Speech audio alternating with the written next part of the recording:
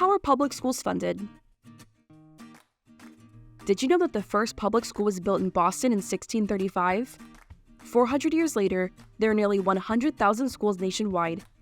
Thanks to taxpayers like you, countless children's educations have been funded. The value of a good education is priceless.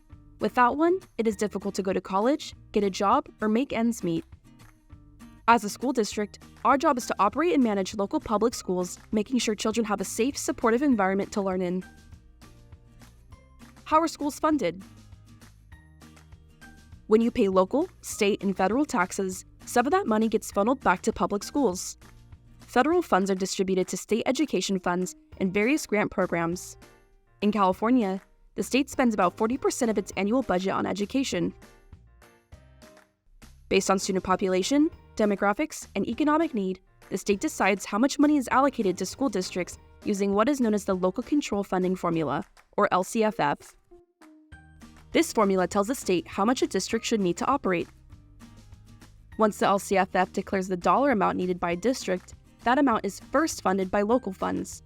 The rest is covered by state funds. In Manteca Unified, local funds only make up approximately 17 to 19% of our district's LCFF. So, if the LCFF determines that Hogwarts School District will receive $1 million in funding, and the district receives $200,000 from local funds, the state will provide $800,000 to meet the $1 million allotment. Where do the dollars go? On average, districts spend between 70 and 80% on people. The rest is spent on materials, training, facilities, technology, and more. How do school districts accommodate for growth? The money that California school districts receive to renovate or build new facilities such as classrooms, sports facilities, or new schools is an additional cost not considered when calculating the LCFF, simply because these dollars are for operational, daily business.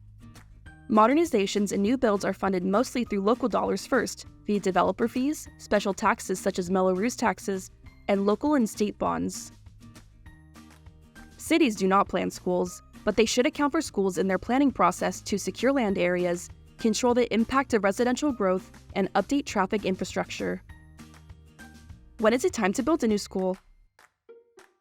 In Manteca Unified, we have seen growth in some areas, as well as declining enrollment in older developments as families graduate out of the district.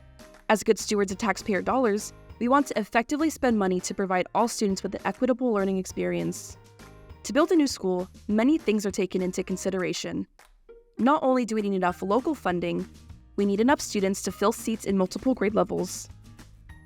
Experts help our district analyze demographics, student retention, site capacity, enrollment trends, and more, so we can make smart decisions that support our community's educational needs. We have determined that our best route of action is to expand and modernize existing schools, adjust boundaries, and build regional early education centers for our youngest learners with the ability to expand into new schools. Did you know that it costs roughly $90 million to build an elementary school and $160 million to build a high school? By creating new classrooms at Manteca and East Union High Schools, we are able to support more students without taking on the costs that come with running an additional school site. To relieve our growing elementary schools, while preparing for state-required transitional kindergarten, early education centers will solve for overflowing schools and the influx of early learners expected in 2025. These decisions are always made with students at the forefront and could not be done without local contributions. Great communities make great schools, and great schools make great communities. Thank you for your partnership in local education.